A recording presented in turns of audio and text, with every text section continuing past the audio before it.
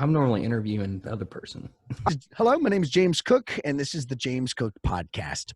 Today, we're going to be talking with Ben Ryan, voice from Fort Worth, Texas, great friend of mine, into the Texas Red Dirt scene for years now. He hosts a nightly show on 95.9 The Ranch. He also hosts a show in Corsicana at the ranch out there. He does Local Music Showdown, and this year, he has been nominated for Broadcast Personality of the Year for the Texas Country Music Awards. Ben Ryan, how you doing, buddy? Fantastic. I mean, I work nights, so I woke up maybe an hour ago. Not to get too far off track, but I work part-time at a brewery, and I ran by to get my paycheck, and the owner and brewmaster, and he's a friend of mine. His name's Ryan McWhorter, and he also has been in a couple of bands, and he's starting a band called Chattahoochee. It's a cover band. And one of the guys in the band, he's like, "Hey, wait, you're in radio, right?" And I go, "Yeah." And he goes, "Well, I do a podcast. We should get together and do it." I go, "Okay, yeah, just get my info from Ryan and we can get together." He goes, "All right, I do it mornings at 8:30 a.m." And I just went,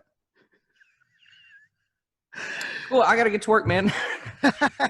8:30 in the morning? Come on. Yeah, I met you a few years back in Fort Worth. When I was out there doing the local music scene. You're very much in tune with the local scene, so much that I see you at shows all the time. You've been to a few of my shows. I've seen you go to other people's shows. And then we got to talk a few times, and I got to know a little bit about your past. Found out you're not even from Fort Worth. You're from the San Angelo area, or is that where you're originally from, or is that where you started radio? Actually, I was born in El Dorado, Arkansas, and I grew up in Magnolia, which is about 54 miles east of Texarkana. And if you've ever watched Smokey and the Bandit, the highway they run down, that goes right through my hometown. All right. And then I moved to Fort Worth in 98. I started radio at the ranch in Fort Worth. Oh. Growing up, I always had a radio on. And I would, with the cassette tapes, hit record my favorite, call the radio station, be like, "Hey, can you play Bare Naked Ladies? Who Needs Sleep?" And it's like, they're like, "That's an album cut. We don't have that." And I'm like, "Yeah, it's on this CD," which I do that now. You were that guy. Well, I mean, I get those phone calls now, but I would sit there and I'd hit record and let it, whatever. Just was always told, "You'll never make any money. Never make any money," which, I mean, you work in the business, so you understand that.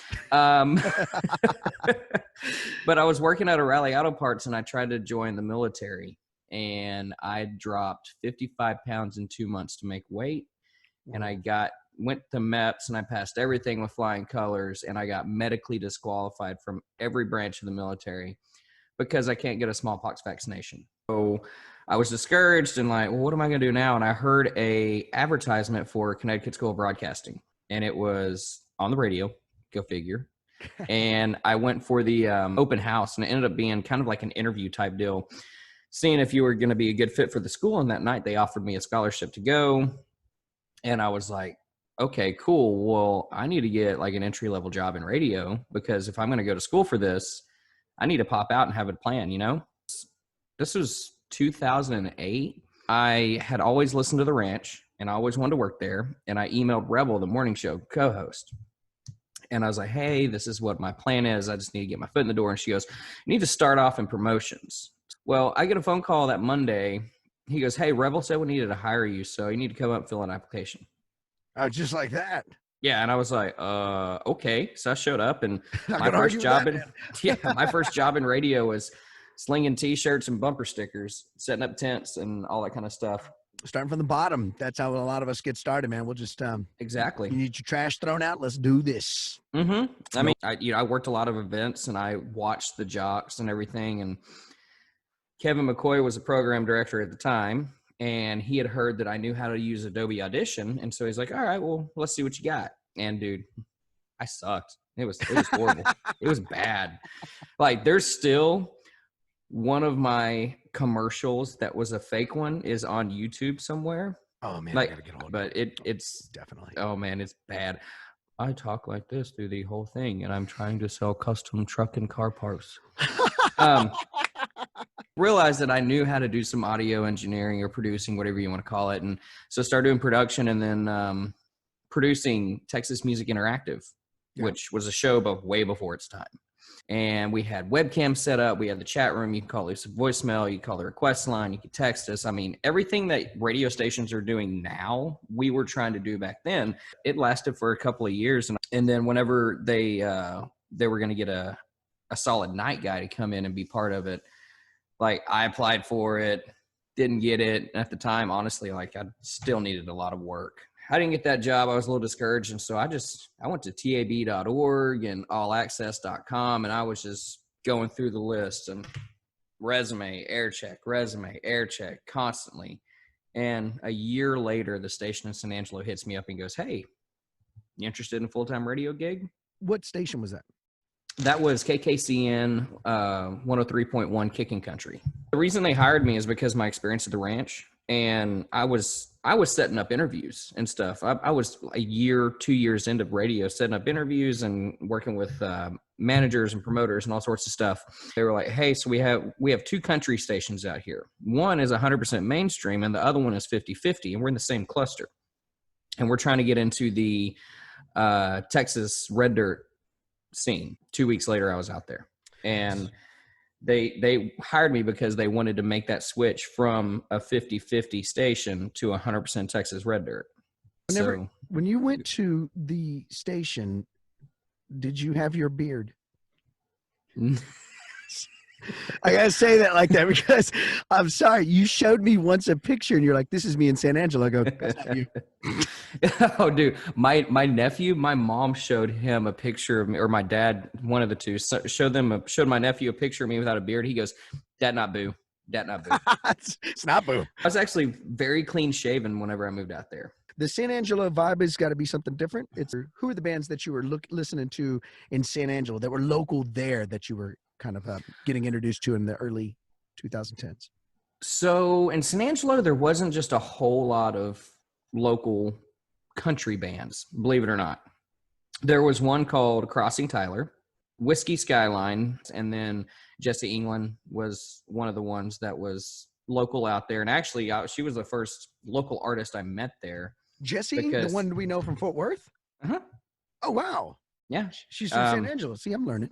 Yeah. She had heard that there's a new DJ in town, and I walked into Blaine's pub, and she walks up, she goes, "You're the new DJ." And I was like, "What? Is there a sign on me or something?" And we got to talking and became friends. And Judson Cole was someone I had heard about because their keyboard player, I don't know if he still plays with them, Corey Rogers, who I think now lives in Fort Worth.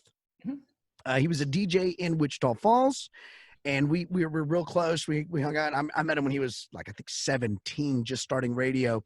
And he told me he was moving to San Angelo, and then he just kind of kept me updated on all things San Angelo. And he let me know you need to be looking out for Judson Cole. And Corey was a jock in San Angelo for a while too. Oh yeah. I forgot all about that. He started doing radio out there. Because Blaine's Pub, that's probably the place in San Angelo. House of Fifi also has some bands as well. And then there was also Midnight Rodeo, but people more or less saw Blaine's as the place to play because that's where all the greats played. Stephen Birds were coming through, Whiskey Myers, Cody Johnson. I remember, I think it was Cody Johnson. One of his first singles came out, and God, we gave him hell because he was late for the interview.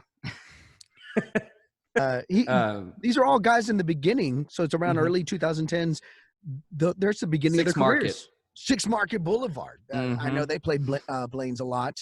Oh yeah, they got rowdy, real rowdy. Those guys Drew Kennedy would pass through quite a bit as well. Then Fort Worth called you back, or how did that situation occur? How did you make it back to Fort Worth? Did they beg you, man? No, it wasn't. It wasn't that at all. It was not that at all. I had a falling out with the management at the San Angelo station.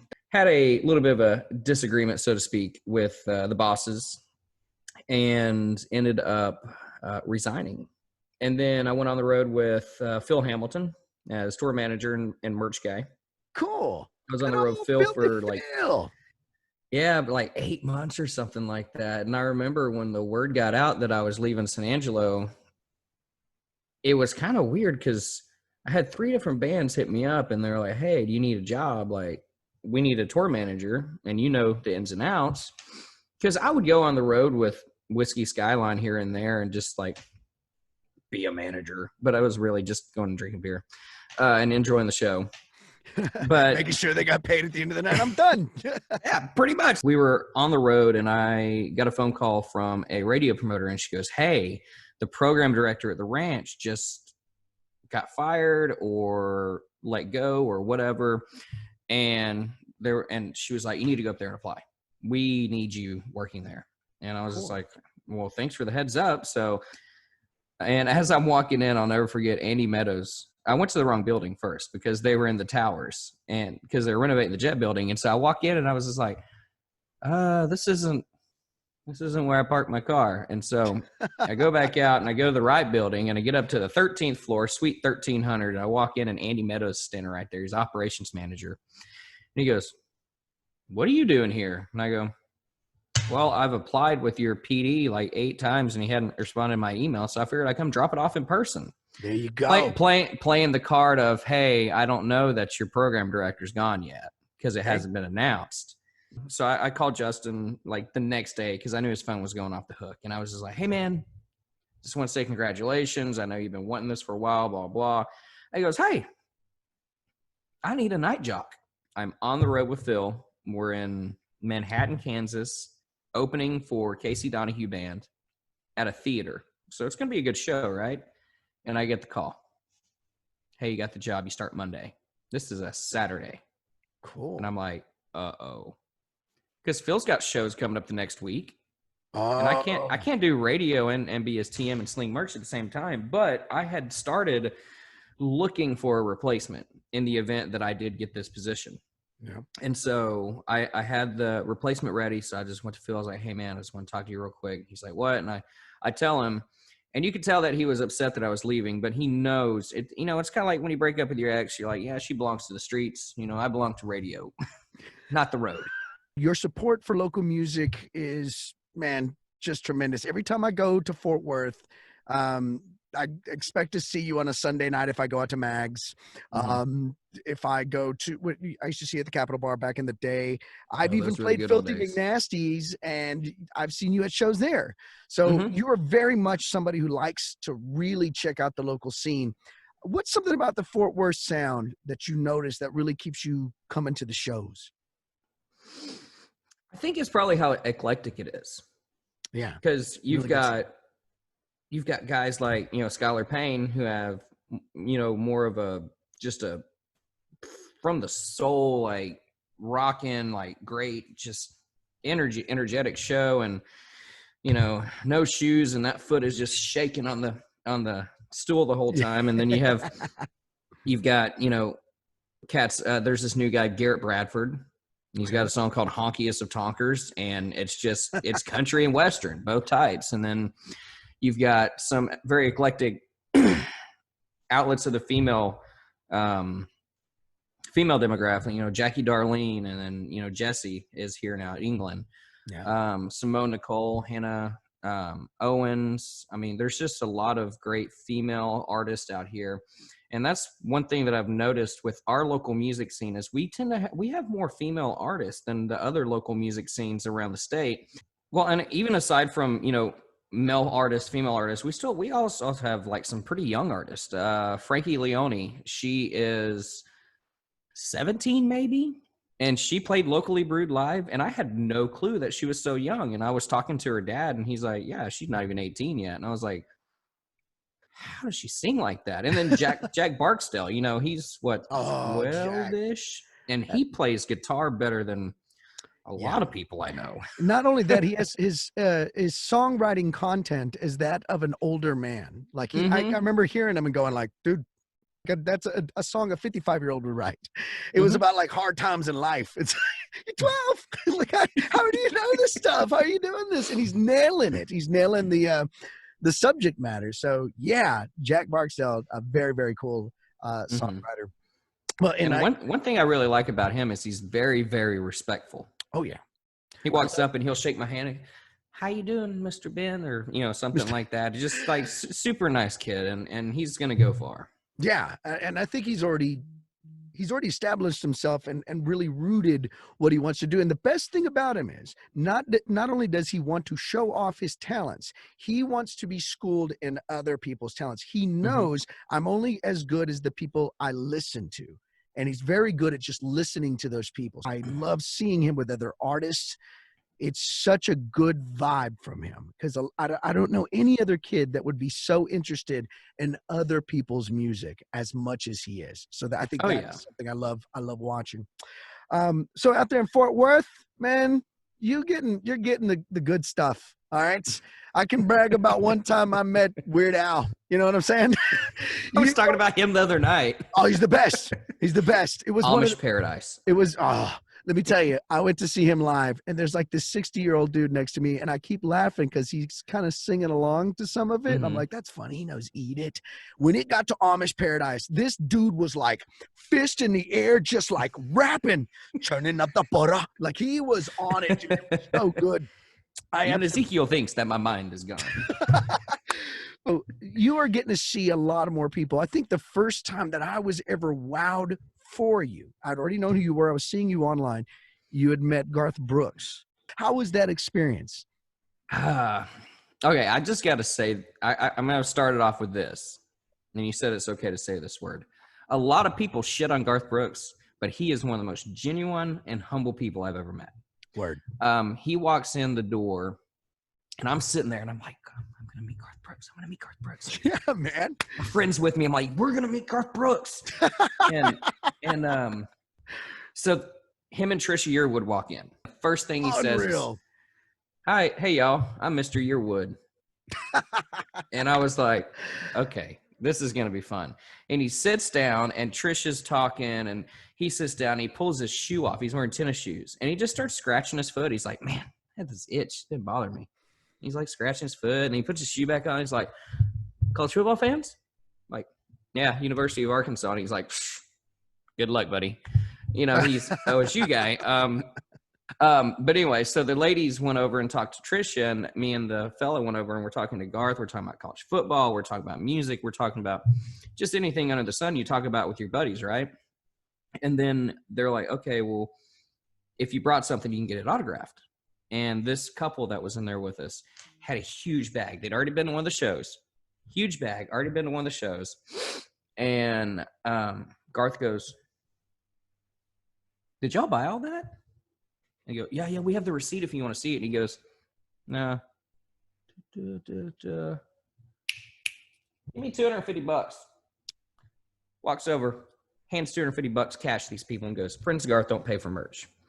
And they also had somebody sizing all of us up while we're in there and gave us a to-go bag or a goodie bag. Had a Garth shirt, a Trisha shirt, keychains, koozies, stickers, hats, just everything in it. And it had our exact size, and they were labeled for each one of us. And so not only did they get their money paid back for that, they got another goodie bag each. So he's really good to his fans, puts on a hell of a show, and was just a cool guy to talk to. And like, we took goofy pictures together. There's one where it's like Garth is holding me, and I'm just like, let me ask you this. You get to see Texas bands a lot of time. Fort Worth will make or break. They'll make a band. I've seen it happen. What's a band that just blew you away the first time you heard them? It's tough. I mean, does it need to be a whole band or maybe an acoustic act or something? Whatever, just someone that blew you away altogether. I think it was a girl I was dating at the time. She was like, hey, there's this girl. Her name's Jackie Darlene. She's amazing. And I had no clue who she was. I had not heard any of the music. And she was playing down the street from the radio station one night. And she's playing, and I'm sitting there going, holy wow. She put out some great songs. She's got great vocals, and just, she blew me away the first time I saw her. And then so you know who Garrett Bryan is, right? Oh yeah. Good old Garrett, man. He was in with Callahan Divide. They split up, and the first time I heard his solo project, like, honestly, I've been riding my bike a lot, and I'll just put it on Garrett Bryan, and I'll just play his library while I'm riding my bike around. Like, I love his stuff. And he sent me the new record, listening to that, blown away, because it's got, he incorporates several elements from all types of music. And so it's just, it's different, and I like it. And it's very heartfelt. Like, I believe what he's saying. You know what I mean? Yeah. I So, love watching him live online. Watching Garrett is very much like watching, and I know it's because he's on piano, but it's very much a Jerry Lee Lewis type vibe. Like he's giving you the fire and oh he's yeah. coming from the belly. Those are great. I love your answers. So let's talk real quick about being a DJ and let me know what's the best thing about being on-air personality. I'm on the ones and the twos. I'm on the ones and the twos. On-air personality. Let's talk about what's the best thing about your job. Honestly, man, I've always listened to music, no matter what type it is. I've just always listened to music, and I think the thing I like the most about it is finding a new band and sharing it with people. That, you know, that's one of the more rewarding things, because, you know, people are always, who are the normal bands you hear people talk about every day? And then you're like, okay, well, you like this guy. Have you heard of this guy or this girl? So I think it's really cool to be able to share music with people, especially independent music, with far less restrictions than, you know, other corporations that have radio stations. You know what I mean? Like the local music showdown. I love doing that because every night you're going to hear a new artist that doesn't have regular airplay on that segment. And so it might be like last night I had Simone Nicole on and a guy named Zach Mayberry. I'd never heard of Zach Mayberry. Zach ended up winning. It was a good song. And I got an email later on last night, right around the time I was signing off. And the email was basically, hey, we listen from East Texas and we really appreciate you play a little bit different music than during the day. And I know a lot of it has to do with local music showdown, sharing the local music with people. And then the other part of it would probably, I'd have to be lying if I said it wasn't cool meeting some of these people. There it is. Yeah. And it's a great thing, man. I mean, just going to music festivals and like Mile Zero Fest. Tyler Childers sat down next to me and I told him, hey, I don't really want to bother you. We've never met. I said, I'm a big fan of your music and I'm going to be bringing you on tonight. I've never seen you live, so looking forward to see you play. And his response, playing guitar, he swings and looks at me and goes, well, if that doesn't put more pressure on me, I don't know what does. And it's just the little stories like that, the little things that you pick up along the way, you know, watching shows with your buddies that, you know, may have been up there playing beforehand. And it's the camaraderie, the friends that you make. I don't know, just all in all, it's a lot of fun. Come on, let's get a little bit more pay. I'm with that. I guess that answers the second question. What's the worst thing about the job? You wouldn't be the first to say, let's all talk about that pay. Yeah. The pay's not the best, but, you know, again, you have experiences that you know. Nobody can duplicate, man. It's just they're unreal. I'm going to ask you a couple quick questions. Just a little bit more about Ben Ryan. Just ask us real quick. Let me ask you, documentary or reality TV? Documentary. Okay. Acoustic listening room or honky tonk? That's a tough one. Man, I'd have to say probably acoustic listening room. I'm with you on that. I understand that. Here's another tough one. Tex-Mex or barbecue? I love this. I'm going to have to go with Tex-Mex. Tex-Mex. Now, this one burns, but I think I know how you're going to answer, and it burns right now to ask it because of everything being shut down. But your favorite festival to go to? Mile Zero Fest. Mile Zero Fest. Tell me a little bit about that. Key West. Tell me a little bit about that. Kudos to the staff because they make sure that everything is taken care of. The artists are completely taken care of. The fans are completely taken care of. And they also get the community involved as well. So your first night there, if you go for like the Tuesday night or whatever, they have a street dance. And it doesn't matter if you have a ticket to the festival or not. You're welcome to come. And they have Shiny Ribs, Red Dirt Rangers, Charlie Crockett. There's always something going on. You got live music from 10 a.m. until 4 a.m. Wow. Each night. So if you missed Brent Cobb playing over here, you can go catch him right over here. You miss Courtney Patton, you can go catch her over here. main stage starts at like 5, and that's the big full band acts with the big amphitheater and everything. And it's just, I've been to a lot of festivals. It's got the destination with the things to do, like a music fest, like the one in Colorado, Steamboat. And then it's also got the rowdiness of, a Larry Joe Taylor at some points. And then you mix those together, and it's more of they like to party, but they're also not being rude or anything. You know what I mean? Yeah. Oh, it's kind of hard to explain. I think it's the perfect amount of party and relaxation.